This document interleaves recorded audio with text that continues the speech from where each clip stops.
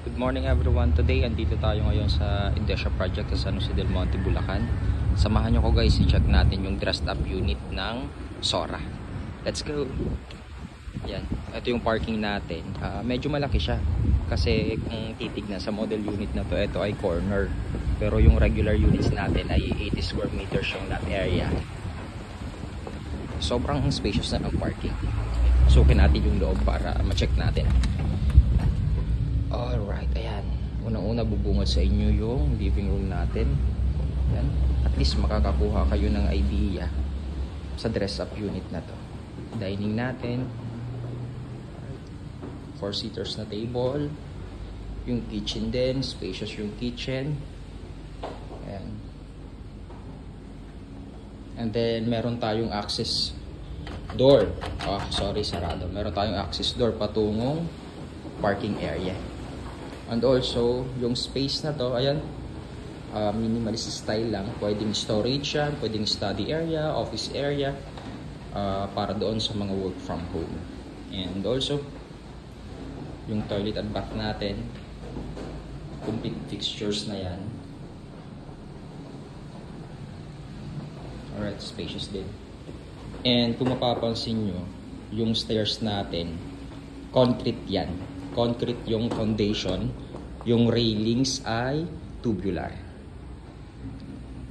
Solid yan. Akyatin natin yung second floor. Ito po ay naka-provision po pala for 2 bedrooms. Yan, bubungad sa inyo. Yan, ang ganda ng partition. Pwede nyo tong gayahin. Gantong-ganto mismo.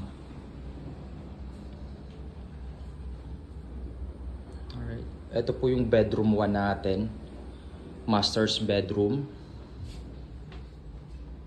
Malaki na yung bed. Pwede kayo maglagay din dito ng 1 table na maliit. And cabinet. And pwede rin dito closet. Ayan. Ito nga. May closet to. Ito closet. Alright. Yan. Closet yan. And since ito yung master's bedroom, nasa inyo yung access ng balcony.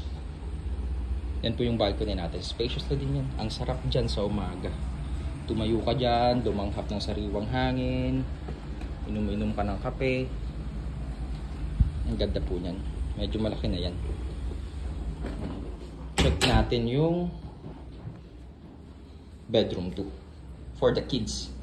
Ayan, kung may, para doon sa may mga anak na, kasyang-kasya dito yung magkapatid. Pwede rin kung 3 yung anak nyo, kaya pang ipilit dito yung isang maliit na bed. And also, they have their closet na rin. And study table. And yan yung double deck natin.